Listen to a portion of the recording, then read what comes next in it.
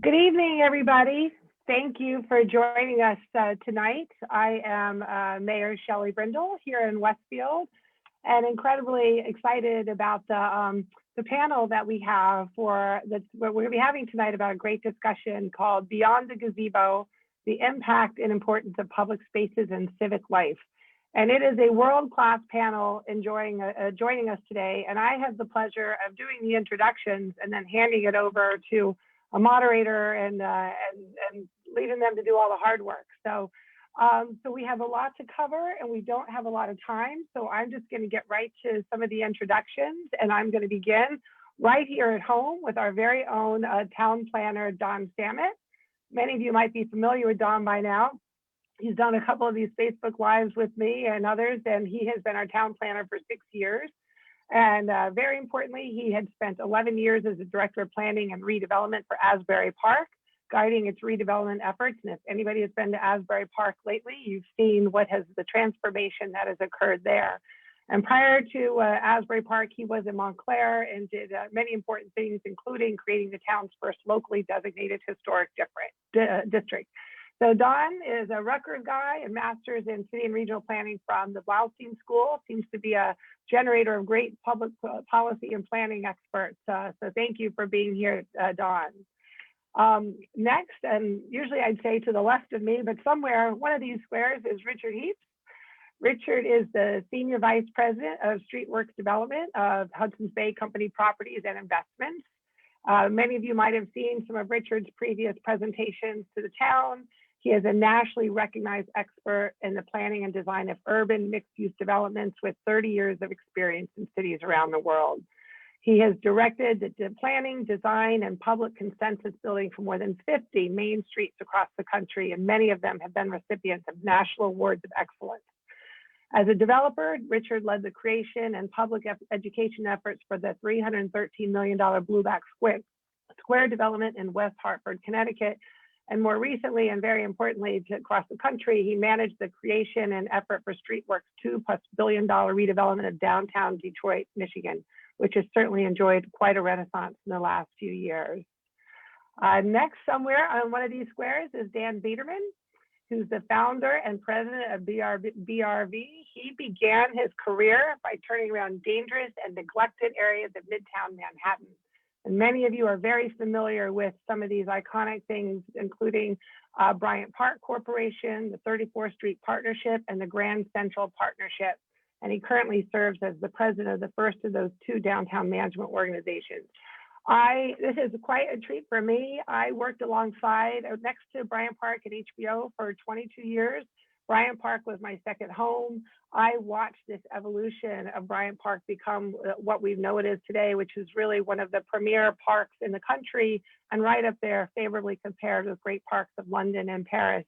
So I would watch people fight to get on the green for movie night, and I was at Broadway Thursdays, and I think all of us have probably been to the ice rink. So it's been an incredible transformation, Dan, and we're really incredibly fortunate to have you here today.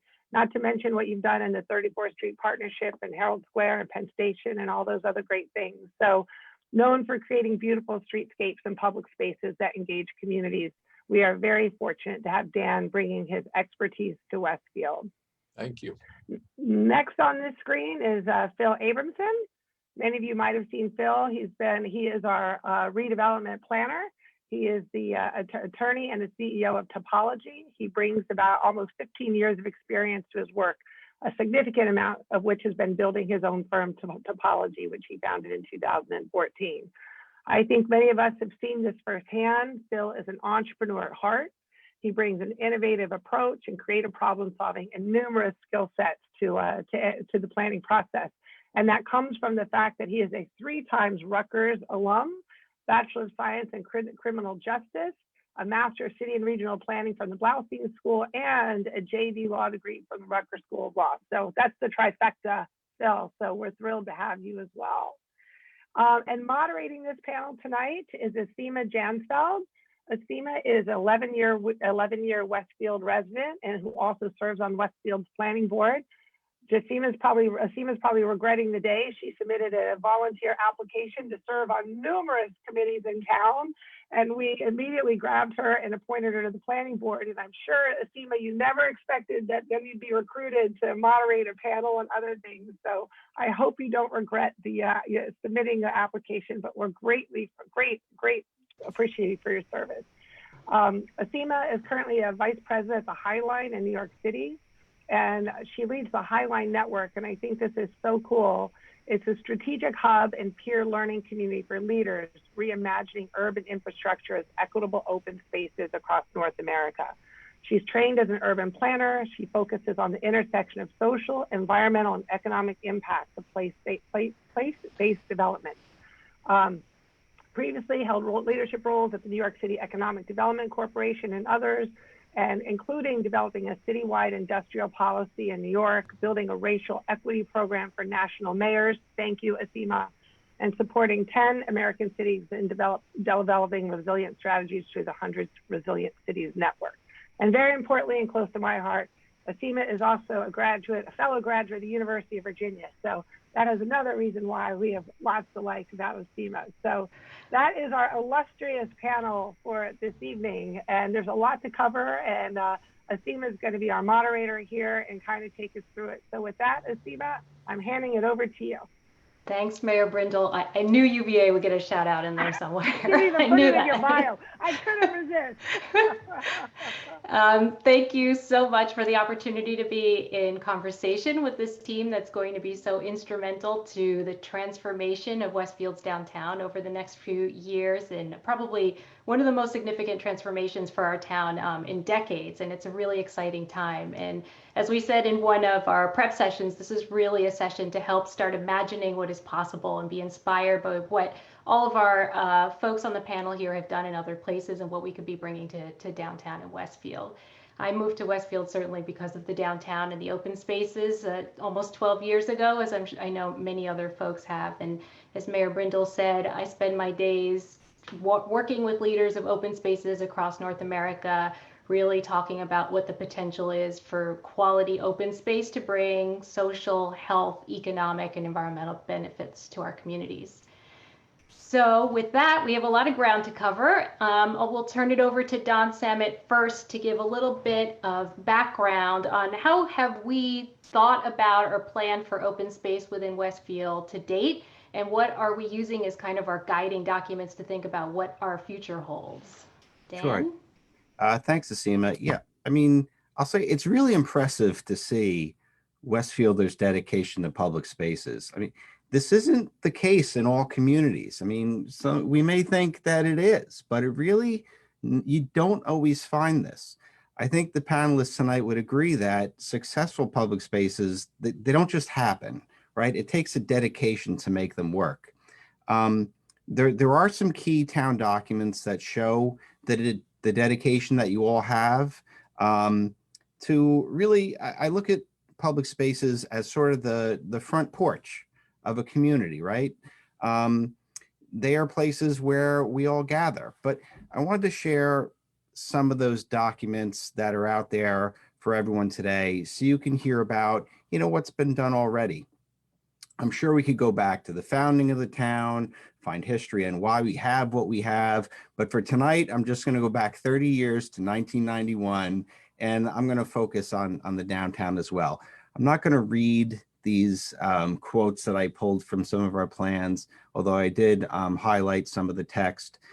You can find them all in the documents. And really, I pulled out things that show that the master plan, that other documents show that the provision of and improvement of public spaces is really a goal of ours. The idea of public spaces isn't just a land use issue, it's an economic development issue. The master plan going back to 1991 put their importance in the downtown economic development section of the plan, not just a recreation section. And with your master plan, it's important to note that it isn't just some random study. A master plan is very important. It's your policy umbrella under which all your land use regulations are based. It helps guide the development of a town, Development is supposed to be consistent with your master plan. It's a statement of the town's principles, its vision, its goals. So when a builder or a redeveloper comes in, they're going to see that public spaces are part of the equation for what's going to happen in Westfield. We can just go to the next slide. The Downtown Westfield Corporation, which of course is an award-winning Main Street organization, is a strong advocate for public spaces.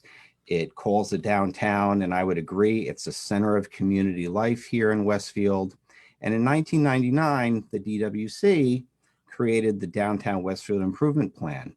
And that plan includes what are termed special focus areas, public places where improvements are recommended. A number of recommendations for improving the pedestrian environment in downtown Westfield.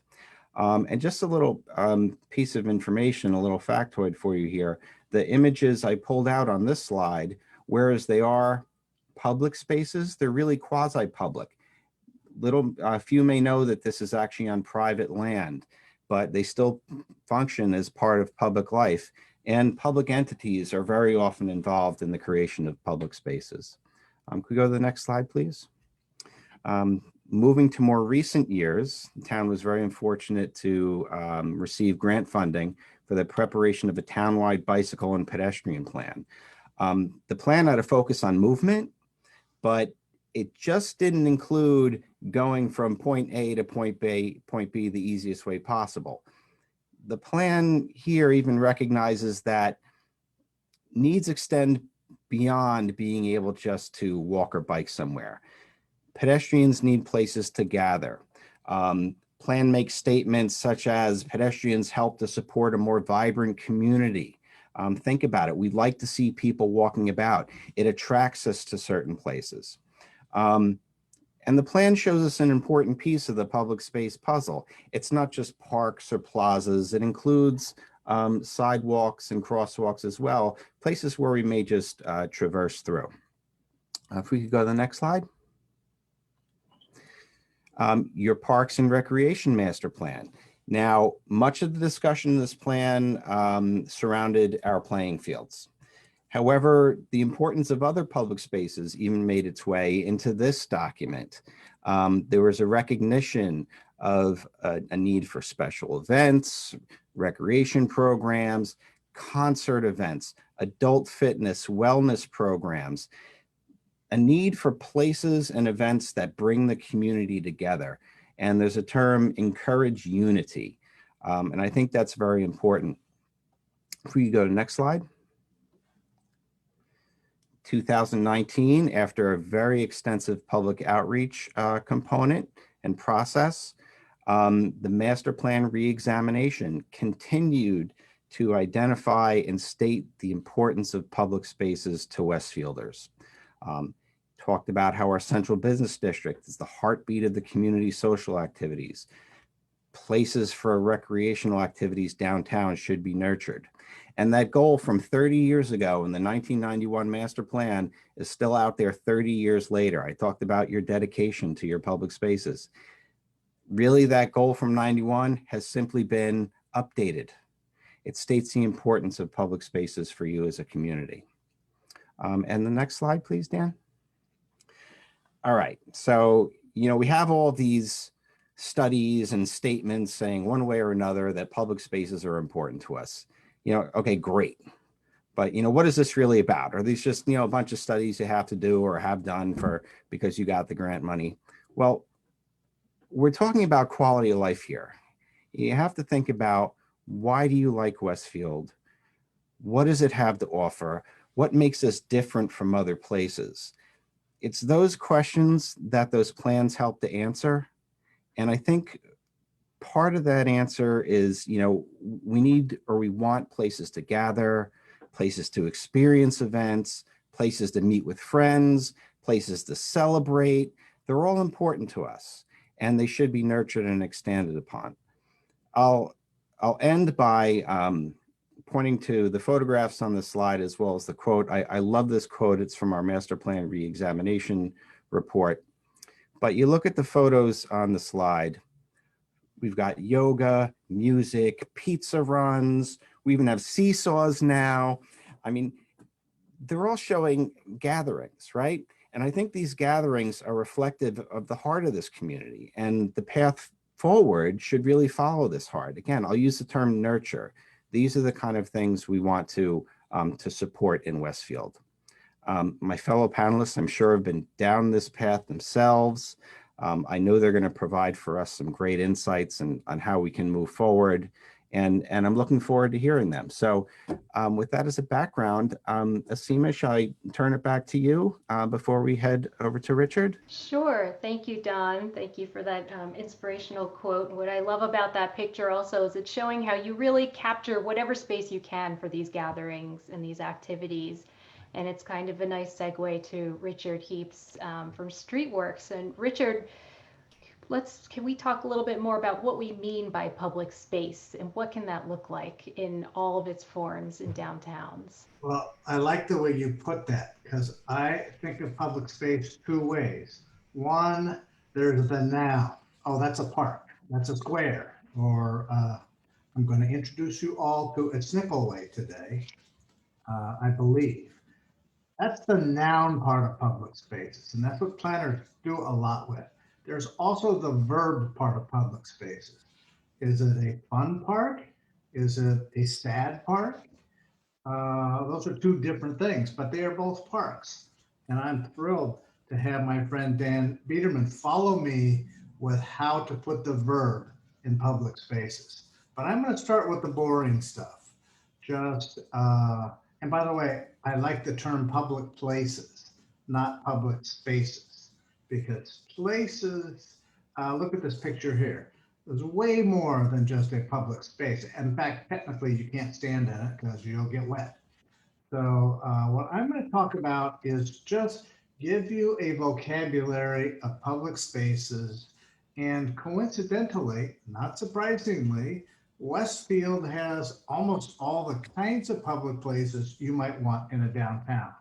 And I think what's important, if you think about places, any of them, New York to the smallest town, I guaranteed one of the special things you'll think about is the public places and spaces, because they are often, as much as anything, what make a town special. Next slide, Dan. So I'm going to give you Urban Public Space Planning 101, and it starts with the sidewalk. If there's a more important element, I don't know what it is, because the sidewalk is what makes something familiar, feel comfortable, at home.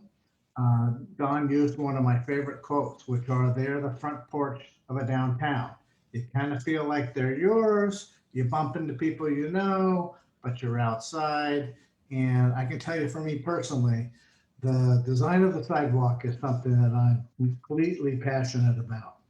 One comment about Westfield's sidewalks, which you are experiencing now in great amounts, is they're too narrow.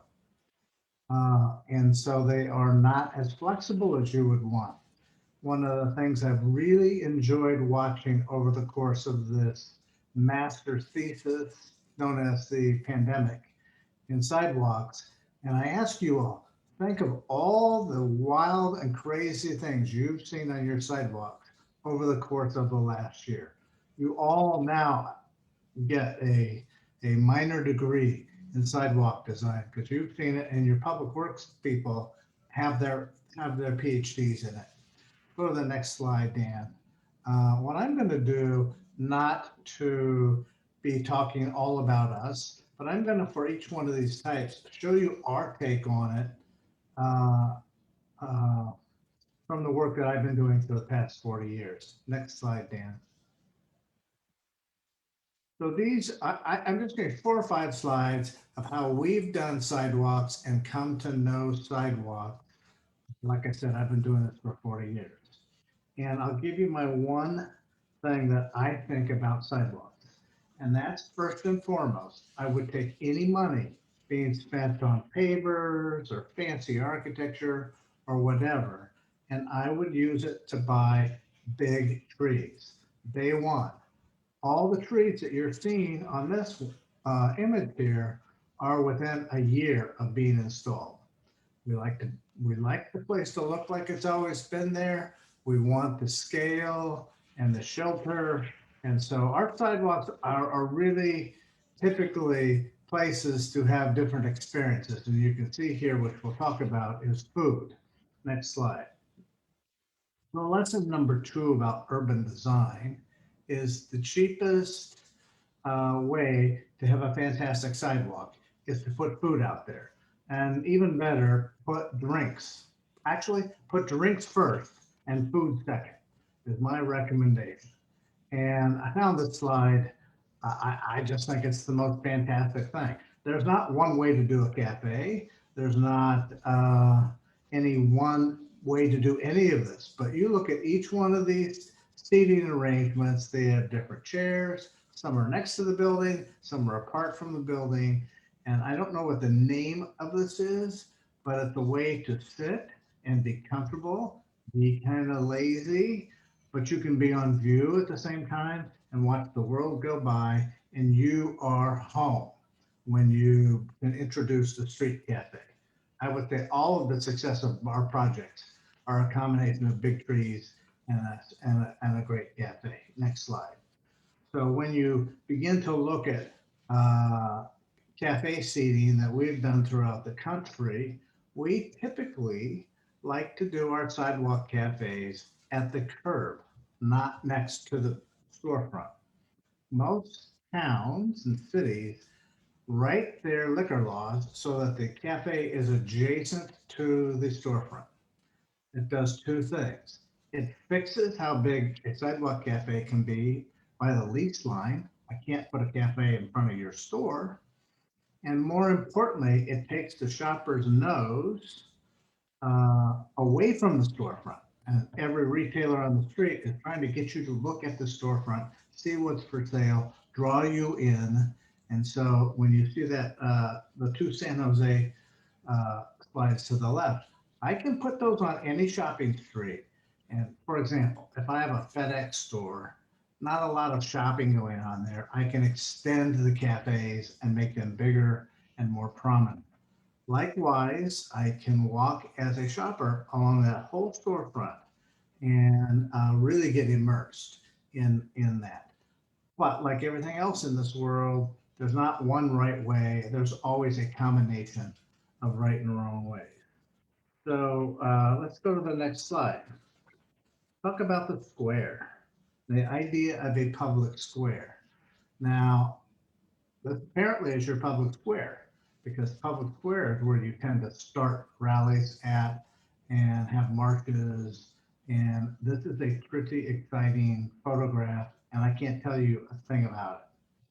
But other than you need these places in a city and town to collaborate and get together. I don't know, in some towns they have people announce their candidacy. Westfield's not the same in any of this. But I love this quote. We shape our environments and then they shape us. If ever there was a truer quote about the impact that these public spaces can have on us as citizens of a place, which then feed it back into the loop. This is the point, that the town is not just built things. It can be spaces with things going on. Let's go to the next slide quickly. So these are some of the town squares that we've done around the country. And here's what's really interesting. If you look at the 2 middle slides, one's in West Hartford, Connecticut, circa, 2007. The other one is in Rockville, Maryland, circa 2002 or 3. All of these come from there. And what's interesting, they're exactly the same. Now, they're not the same materials. One's pavers, one's grass. One has some kinds of trees, some has the other, but they all have a bandstand. They can all do ice skating, and they all bring their own chairs, which I truly love. And then they have some places, particularly the lower left slide in West Hartford, where you can see and be seen. And you can just hang out and be a part of the place. Look at all of these slides. I designed all these buildings, so I can say this with certainty. There's no great architecture there. The beloved parts of these are the little nuances and the chairs and the sitting and the cafes. Let's talk about the next slide. We're going to keep cranking through here. We're doing fine. So then there's something called the green. This is something, I'm a Western person, so I didn't grow up in New England with the village green. Didn't really know about it. And it's a way more articulate thing than just some lawn. What I've come to believe is that the green needs to be very flexible. So you can do anything on it from uh, kick a football, throw a frisbee, sit and read a book. It needs to be super flexible and flat. And next slide. What I've learned the past 10 years, very interesting, because some of these greens, this one in the middle goes back to 1989. But you'll see in Rockville and in San Jose, you can't really tell it from here, but they are all artificial turf. And what's interesting about that, how did I learn this? These greens were getting used so much that they just couldn't take the heat.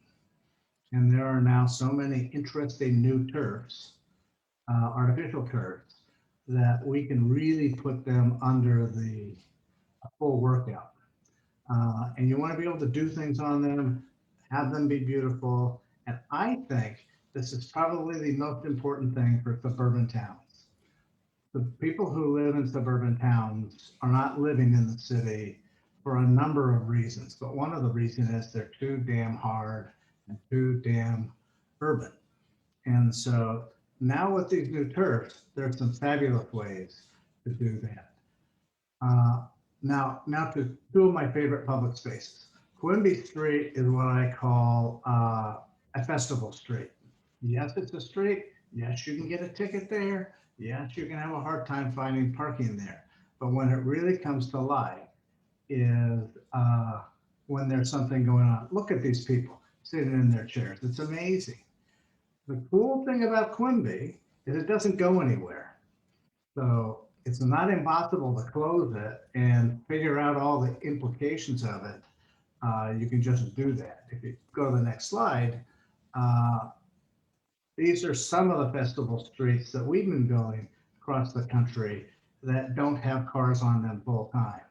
And they get their character and whatever based on what's going on there. This is the same little 1 block street, coincidentally is the same length as Quimby Street in Bethesda and San Jose, where on a weekly basis, they probably have 5 events like these there. They're easy to put on.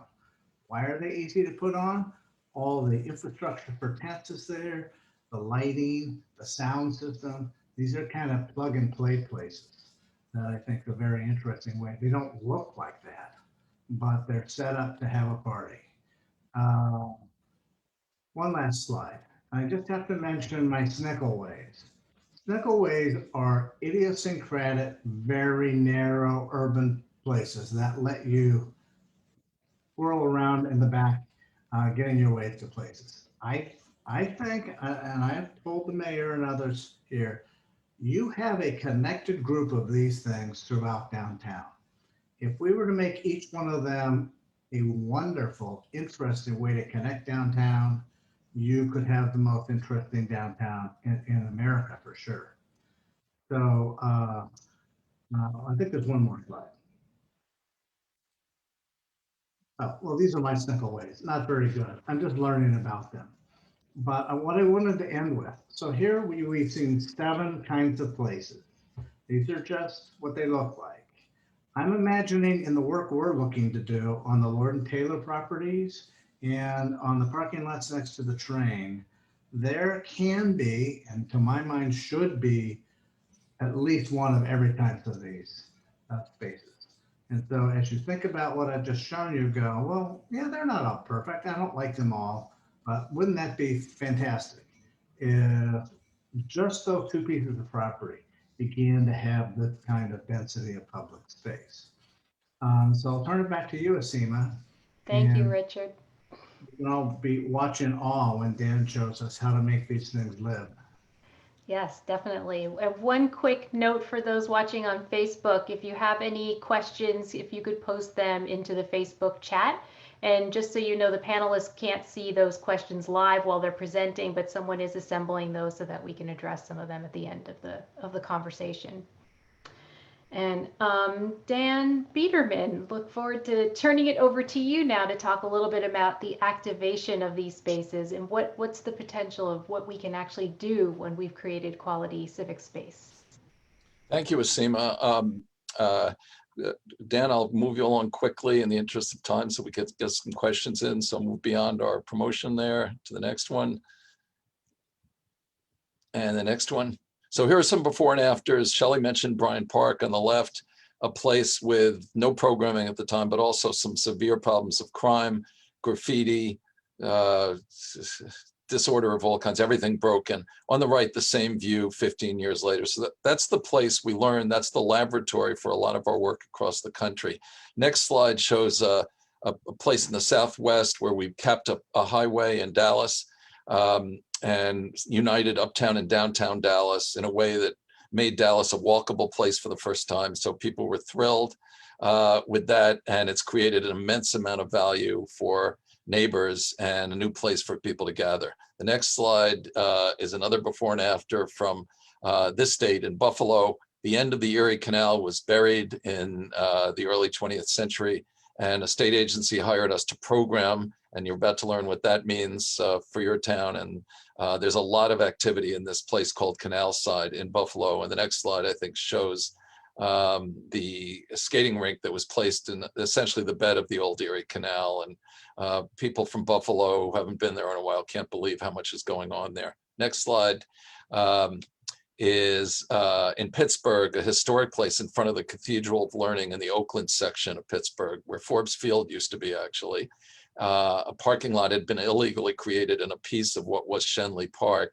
And with Sasaki, we created a program space with a much softer appearance. It's been a huge success. Next before and after, in a town closer to your size, Greensboro, North Carolina, really only has one good street. It's Elm Street, but at the end on the left was what that street used to end in. On the right, with not too much money and a lot of programming, what we turned that into, it's called LeBauer Park in honor of the donor. Next slide is really on the left, a lackluster public park called Levy Park in a wealthy section of Houston.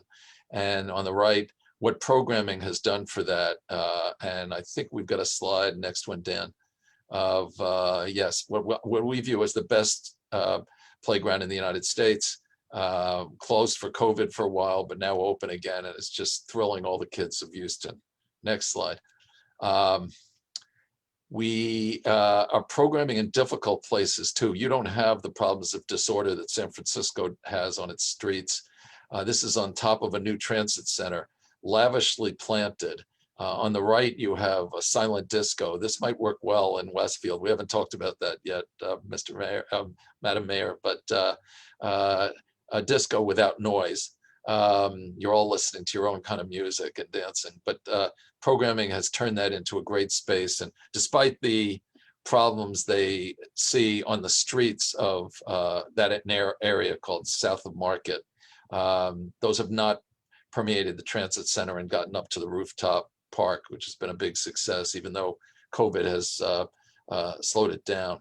Next slide is what we mean by programming, as I promised. So these, the theory is the program space is always secure. So in some cities, we have to worry about safety, not so much Westfield, but it also draws people and generates revenue to then allow the town we're in or the real estate owner we're working with to do more in the way of programming and planting and all the other good things that make a space great, as Richard was saying. And then the public spaces create real estate value for the owners, who we have to worry about too, because they pay the real estate taxes. So to give you a better idea of how we do programming, we would apply some of these techniques to Westfield. Next slide shows that we generally, even if we know the town, we go in and have a series of workshops, which we will do in Westfield, asking everybody their opinion. This one happens to be in Indianapolis. Tough part of town as far as the park went. This group is one of numerous tables we set up asking people, where should we place various things? You know your neighborhood better than we do, and what would draw people to it, and what would make them stay longer. So the next slide shows what they decided. We call this a bubble diagram. This is Tarkington Park in Midtown Indianapolis, and these are the things we recommended they do. They implemented a bit of it. I think it'll all get implemented eventually, and its park is on its way in the right direction. The next slide is the most profound, I think, BRV insight that's kind of being copied around the country, but slowly. Westfield will be ahead of most of the other cities we've either approached or worked in. At the top is the things that make a place live, because we call them amenities. They're there every day. Those of you who know Bryant Park know you can go there at any time, and there's a ping pong game going on 14 hours a day. There are board games being passed out and used 10 hours a day. There's a reading room that's open 12 hours a day. There's an amenities cart with all kinds of other things for people to use that's open 10 or 12 hours. So the signs, the umbrellas, the putting green is open, there's petanque, all of those things aren't at any particular time. They're there all the time. Too many parks are at the bottom of this pyramid, which we'll do occasionally. We'll do a special event. But to give you an example from the South, I think, I hope I'm not going to insult any Atlantans. Centennial Olympic Park is not a good park. It's used very rarely. It's got 22 acres. I usually count 25 people in 22 acres, not a good measure. It's active when there's a big concert, and that's not a good way to keep a space active and fun, because the odds are you're not going to stumble on Atlanta at the time a large concert is underway in that park. So we try to keep our clients to the top. And in this slide, we also urge people to program with all the days of the hours of the day in mind. So you start with exercisers who are willing to come early. Families are around when office workers aren't there. The typical city office workers are there at lunch. And then seniors replace them. Students are totally flexible in their time most of the time, so they're around late afternoon when no one else is there. And then the residents come in. So that's how to get 16, the attainable thing, which is 16/7, not 24/7 activity in public spaces. And that's how we program. Next slide, Dan, is just some examples, and we can rush through this, but these are from New York and Dallas, Green Bay, where we worked with the Packers on a really good public space in a town that in truth is smaller despite its big league name than Westfield, Portland and San Francisco. And the next slide gives you an idea closer up of what these mean, and particularly to local businesses, because a lot of the people who run the kiosks and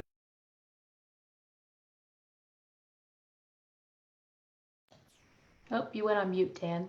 sorry, Shelley's familiar with, all of these are small businesses that are thrilled to be a part of these activities. So it's very good for small business, and we'll find ways to include your small businesses. And another slide, I think, has the same kind of thing. It's the one on the right's in Greensboro, and the one on the left in Bryant. And generally a lot of jobs created and business improved as a result of these programming activities. Next. Further,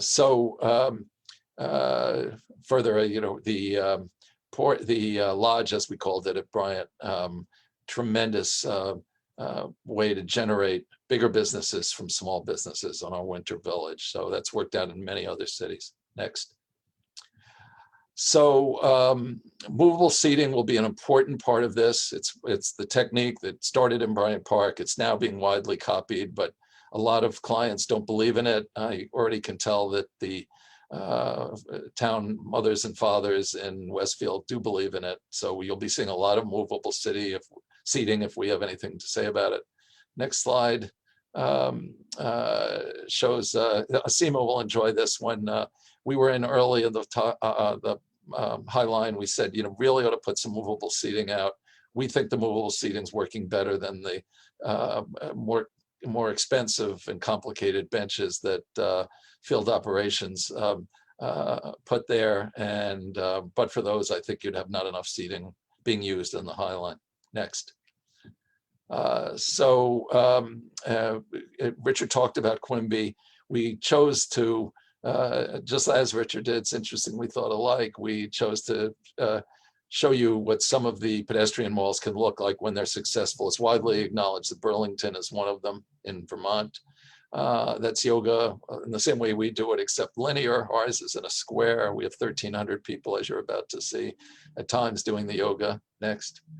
And a couple of others, one from Ithaca and one from Boulder. And obviously there's a well-known pedestrian street in Santa Monica that's doing very well. So Quimby, we think, is well set up to encourage that kind of healthy activity in a pedestrian space. Not all of them have been successful, but increasingly people have learned how to do them right. And next, I think we're at the end. Yeah, so that's 1,300. That's what 1,300 people doing yoga look like. So thank you for listening and looking forward to some good questions. Thank you, Dan. I think one of the things that's most compelling about what you presented is the ability to uplift entrepreneurs or small businesses and communities with quality space that's created. So looking forward to seeing what those opportunities can look like in Westfield.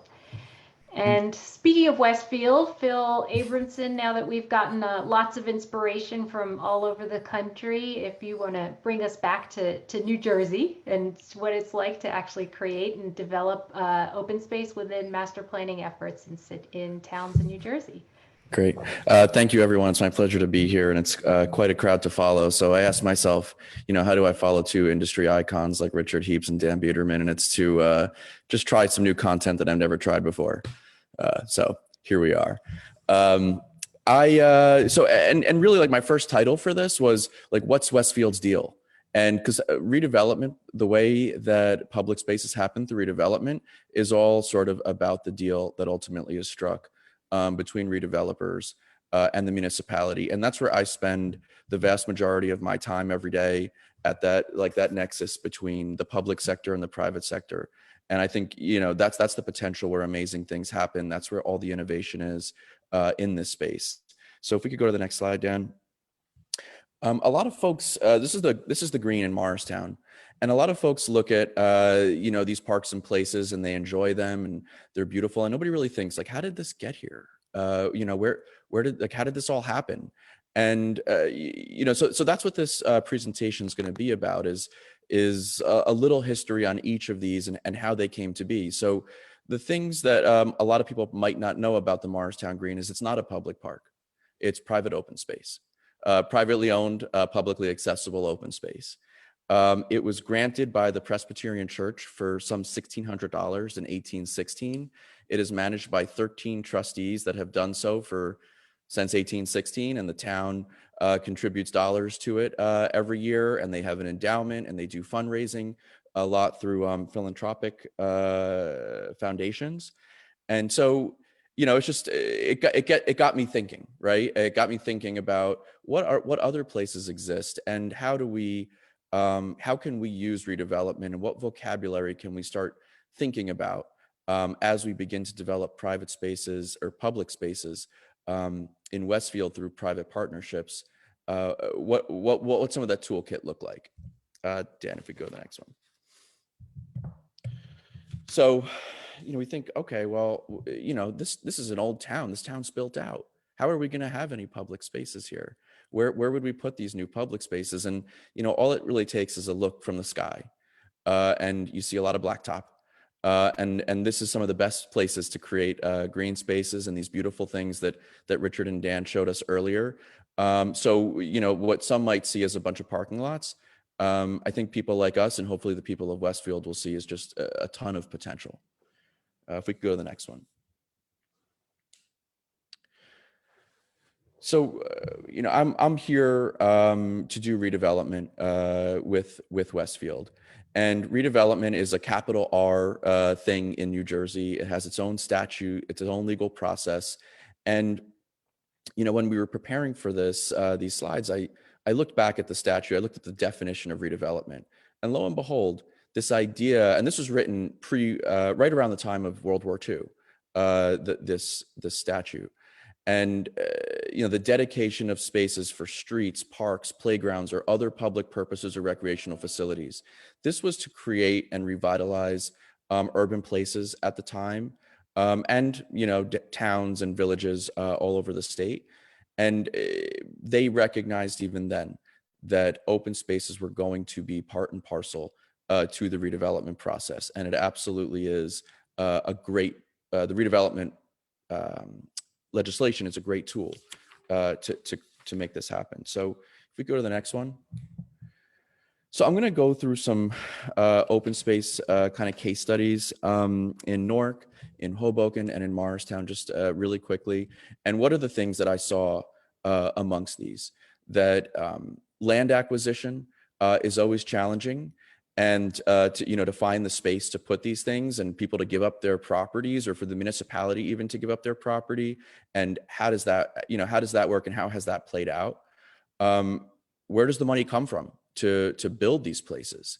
In terms of like, what's the deal between private developers? As Dan said, we have to take care of the landlords who ultimately pay the property taxes, and how do they contribute?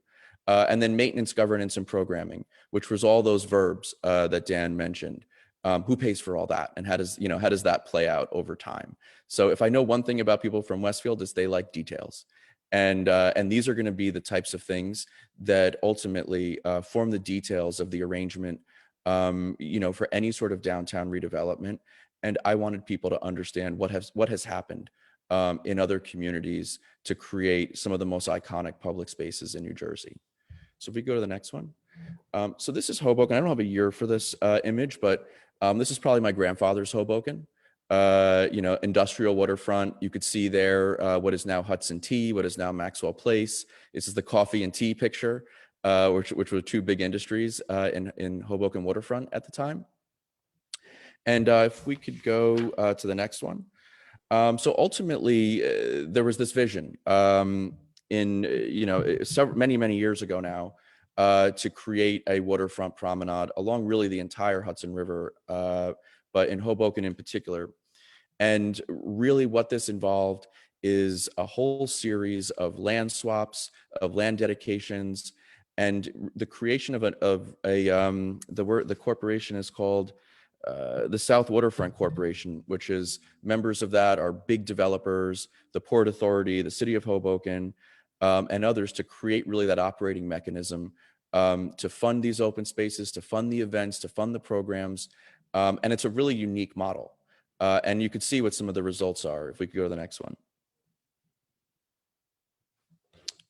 And so this is, I think, Pier A in Hoboken.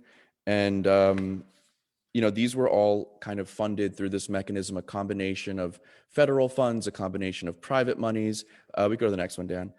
And this ongoing revenue that comes, this is Maxwell Park, I believe, at the Maxwell Place development project, and ongoing revenues that come from really thousands of apartments that line the waterfront along the Hudson River in Hoboken. They all contribute every year to the things that go on to the maintenance and upkeep of this park. So that is like part of the deal with this open space. If we could go to the next one, please. So this is Newark, and I'm actually looking out my window right now, and I'm looking right at the space. So this is what now is Mulberry Commons in Newark. You can see the Prudential Center for those of you who are familiar with this, and Mulberry Street running right in front of the Prudential Center, and the big building, big warehouse building, which is now called Ironside Newark, which used to be called like the Central Graphics Building my whole time going to college here and school here. And now, if we could go to the next one. There was this vision to create, to make that warehouse, to reinvent that warehouse, to use the Prudential Center to activate it. A lot of the criticism with the Prudential Center is that it was an island. It was this big $100 million island that really didn't have a lot of other activation or integration with the city of Newark. And it was a place for visitors, not a place for the people that lived here. So this is the space that ultimately was created through an incredibly complex set of land swaps, of this was I think like a $20 million project where the city bought other properties to make parking lots that for the 2 parking lot providers, so they would give properties to create this one comprehensive piece of open space. So it really does, and the visionaries of this project were right, that the shape of the space matters, that the location of the space matters, that the size of the space matters. Because when you look at it today, and we could go to the next one, to make this connection and to create, and this is a really special place. It's open to the public. I don't see a lot of people there. If you want to go take a weekend walk or something, it might not be the first thing you thought about, but it is worth going to. They have these new fountains that are there right in front of the Prudential Center. And what I thought was interesting is this long space that hits up against these different private uses. And each of them were private stakeholders that funded this whole project. They all got something out of it. And all of their clients, customers, visitors, constituents all got something out of it, which was smart. And it was part of the design there. So this is that cool, like kind of very active, attraction space that's sitting right outside the Prudential Center. And if we could go to the next one. And then you have this other space, which is right near the street that cuts in between it. Like, this is the place for the kids. This is the place for the public. And this is the space for everybody. So like, I call this an adult playground, where you have this like log scramble, you have like this oversized slide. People, as I'm sure Dan can attest, like we always ask, where's the joy? Where's the joy in public space? Because if you could deliver that, people will come back. And that's what we want. And then you go to the next slide. Then the rest of the space is kind of like an office courtyard for all the people that work and shop or whatever in the office building. So each of the different constituents that are associated with the different uses around this open space have gotten something out of it. And continue to get something out of it. And I think that that's an important thing to consider as we're designing open spaces. What's next to them? What uses are we trying to support? What uses are we trying to serve? And how do we kind of use that to attract people to invest in Westfield's public spaces in a way where they see the value opportunity? And I think that will be one of our goals. If we could go to the next one, please. So this is one that I did. And this one is Morristown. It's the Speedwell redevelopment area. And this was like an impossible piece of land. And sometimes, like, even the High Line was like this impossible piece of infrastructure. And it's like, do we get rid of it? What do we do with it? Oh, we'll build a park on top of it. So here, this was a place where there was an underground stream, so we couldn't build over it because the state had regulations over it. It was sloped. It's a bowl. It's really, it would be impossible to do any sort of development on it. So what we ended up with, if we could go to the next one, is sort of this like little river valley park and one of the things I think that was critical here is we had to be very careful not to make this space feel like it was owned by the apartment buildings next door. So we put that road in there to separate, and that's a public street, and that we were very deliberate about making that a public street. But ultimately, this was a deal that was struck between the town and the developer of these some 500 units. They each paid for half. They each pay for half of the maintenance ongoing, and it's literally broke ground last week. So this is current, and all the tools are out there to make these things happen and make these things a reality for Westfield. I'm so thrilled by the opportunity to be working with this team, to be working with this community, and to have the bones of Westfield kind of to work with to make something new there. So if we could go to one more, yeah. So I guess some of the lessons learned, we should know what our local priorities are, and we should know what we want. And that will be really important as Dan goes through these exercises, as he showed the pictures of, take them seriously. Because we need to hear from you. We need to hear what will resonate. Because the only way, and I really do believe that everybody involved here is so committed to making sure that they deliver for the people of Westfield and for the community, and to really deliver value. So we just need to hear from you now, ultimately, what's it going to be, and what's important to you. That they really should be connected and comprehensive. Olmsted, one of the most famous landscape architects, he talked about the the emerald necklace. So you had parks, and then you had these areas that connected. So our streets, Westfield streets, will be the chain in that necklace, and that the Snickelways and these other little jewels will be the emeralds on that necklace. So they should be connected, and because we don't want these little isolated assets. Capitalize on every opportunity. Again, a Snickelway, it might not be thought of as this like precious little public space, like Richard's just dying to turn them into a piece of art. So we might not always look at them. They're not always obvious, but let's capitalize on every space we can and make every space precious and special, because in a small downtown, every place is precious and special. And I guess the last thing is location, location, location. Not all public spaces are created equal. They're not all equally located. That a small public space at the right location, I would say, is worth way more than, in terms of downtown development and the economics and all of that, than something on the outskirts of town that's 10 times the size. So that's those are my slides. I really appreciate the opportunity to be here, and thank you for everybody for letting me be on this panel. Thank you, Phil. Really, really great advice that you left us with at the end, and the call for action that we all want to hear all the voices in Westfield to really figure out what the best network of public spaces look like for this community moving forward. So we've got a little bit of time to take some questions from the public. I think we've gotten a few through the Facebook feed. Janisa, can I ask you to let us know what the first question is? Sure. Thanks, Asima, and great job to all of the panelists. We have a few questions and comments that have come in. The first one we've received is from Aiden Isaac, who asked, is there a relationship between the investment in programming with improved transit bike networks? I'm curious to learn how users are accessing the places, especially if they're in more suburban towns. Great question. I'm wondering, Don, do you want to start with talking a little bit about our circulation plan, and then maybe Phil? Yeah, I mean, I'll just say that the town has put a substantial effort and thankfully received this great grant from DOT, and we did a bike ped plan, document I mentioned. It is on our website as well. And the municipality, Westfield, recognizes that moving people using different modes is all very important. We want to be able to walk, we want to be able to bike safely. And there's a lot of discussion in that document.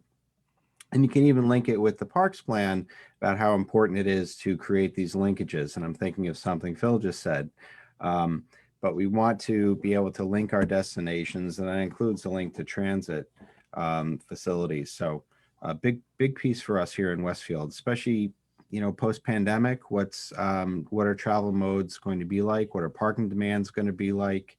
How is all of that going to shift? So I think we're well positioned to, take the next step and really promote micro or multimodal travel here in town. Bill, Richard, did you want to add anything to that? I'll just say really quickly, as I was looking at Richard's slides as we were preparing for this, and he was showing all these great pictures of all these great moments in Westfield of like people doing swing dancing in Quimby and people starting the race and people listening. And I said to him, it's interesting that these are all in the street. Like all these things were happening in like these places that weren't made for them. So it's interesting that like right now streets are being used as public spaces. And I think that when we get some real public spaces in, the streets will come, will be able to take on even a different life. And the one thing I'll say is that if we did a map tomorrow and we actually measured the square footage of all the, all of Westfield, and we looked at how many square feet or acres are in the streets and how many square feet are on the private properties, it's probably about equal. So we have so much space, and we really need to think about how that space is being allocated and how it's being prioritized. Like there's a famous saying, like if you plan for cars, you get more cars. If you plan for people, you get more people. So I think that's the kind of thing and the thinking that should guide us as we think about these connectors that the questioner asked. Good. Richard, did you want to add anything? Or I'm so stupid. No, I'm not muted. Well, the only way I would wrap it up is listen, towns and cities and neighborhoods are organic and alive things. There's often the desire by planners, politicians, and whatever else to design the finished product. I had a professor who wrote a book called Building the Unfinished. These spaces don't mean nothing until the people are there playing the wrong kind of music at the wrong time of day or whatever else. And if Bryant Park proves anything, give me a list of all the stuff going on in Bryant Park over the course of a year on a big giant piece of sauce. And somehow you can watch a movie there, you can do a dance there, you can take a nap there. And I think that's the way you have to look at it. These places are as alive as the people who attend. Remember that quote, we design the things and then they design us. And if you always keep that in mind, it's going to be interesting every day. Like Brian. You want to take one more question? Sure. I think we have a couple more questions. And Asima, I know you had a couple of questions you wanted to maybe pop out if the listening audience wants to stick with us for just about 5 more minutes.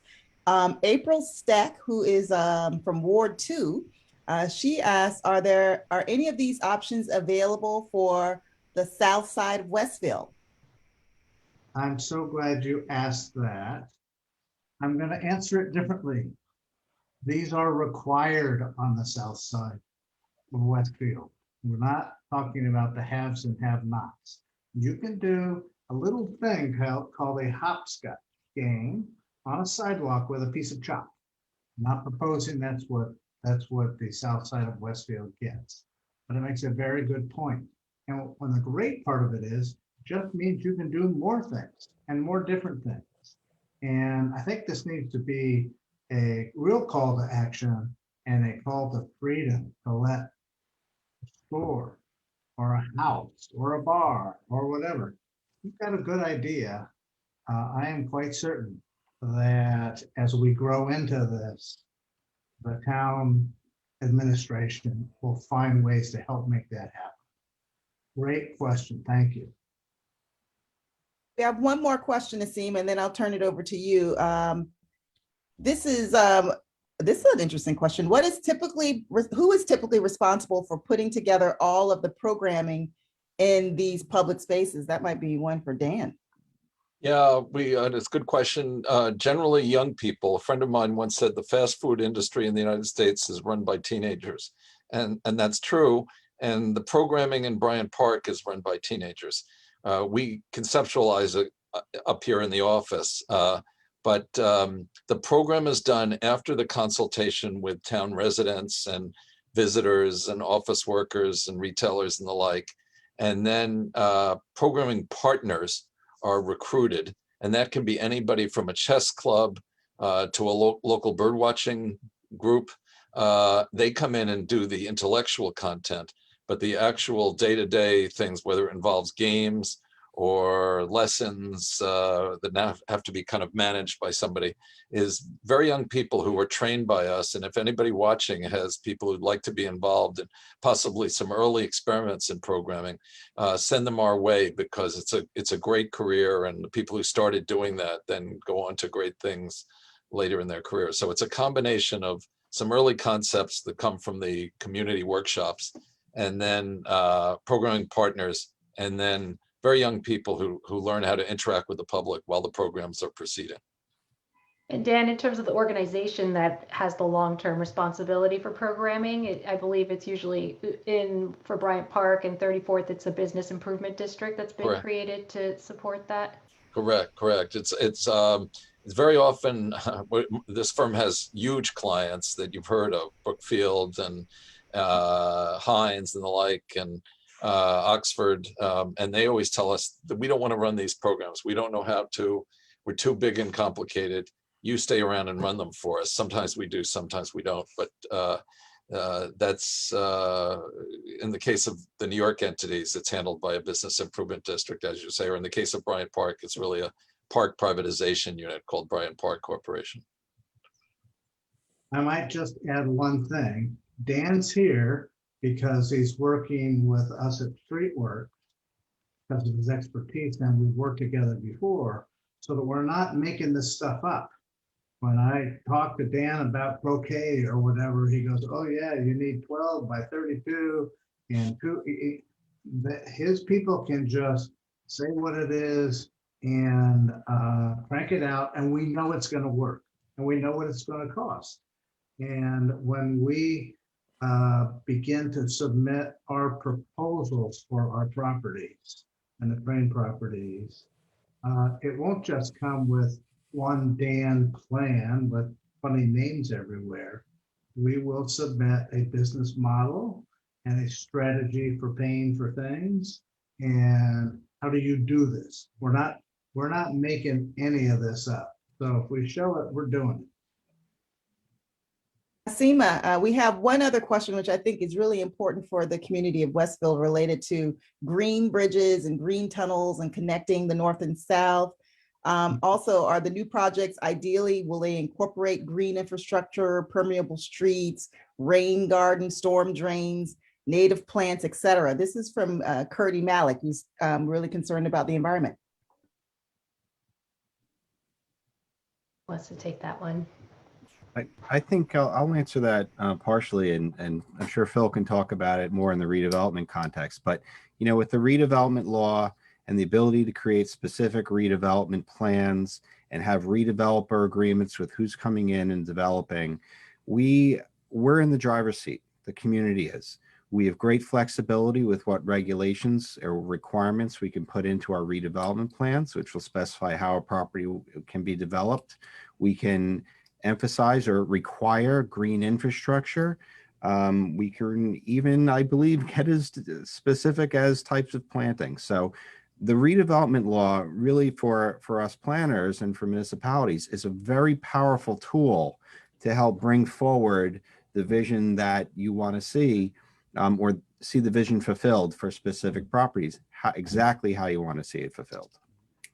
Yeah, I'll just add that I would kind of channel my inner Richard Heaps right now and say they must have green infrastructure, you know, for them to be successful. And again, in terms of the kind of call to action that Asima mentioned, these are the things we need to hear, these priorities.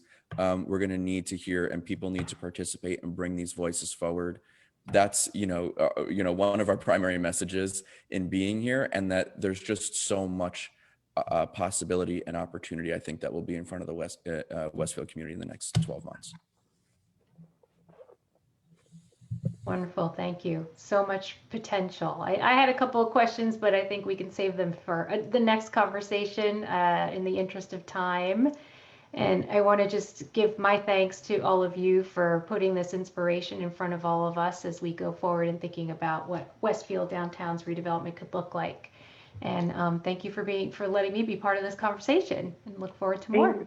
And I'll turn it over to you, Mayor. Yep, thank you, Asima. Incredible job moderating, and thank you to this crew. I am always so inspired and excited when I see the level of professionalism and expertise that we have that's working on behalf of our community. And I hope that was evident to everybody in the community tonight. And a couple of things that really stuck out at me. Phil, you showed that aerial view of Westfield. I've seen it a gazillion times, but whenever I see it, it always strikes me about how much asphalt there is, and all it does. I just see potential. And we talk about green spaces and public spaces, and it gets me really excited about what's possible. I also think we want to say, I love to say, let's plan for people. Let's plan for people more than cars. And I think, I love that saying that you mentioned, because I think it's so true. And I do want to tell everybody we will be doing a series of Facebook Live panels focused on different topics based upon topics of the day, experts available. And I would also invite the public, if there is a specific topic that you would like to hear about related to potential, development and planning and whatever else, please submit those, and we will see what we can do about putting those types of panels together in the future. But we hope to do these every 6 weeks or so, and it's a way to continue to educate the public. But we have desperately want you to stay engaged, and all I could ask is that what we end up doing is only going to be as good as the input we get. And this is not my plan or our plan or the governing body's plan. This is your plan, and it needs to be your plan to be successful. So please stay engaged and offer your input. And we are very, very excited. The future is very bright in Westfield, and I hope you all felt it today. And can't wait to be playing chess in the street and everything else. So great days ahead. So thank you all very, very much. Thank you, Dan, Richard, Good job, Bill, everyone. Don, Seema. Thank you Pleasure. all. Bye-bye. Bye, everyone.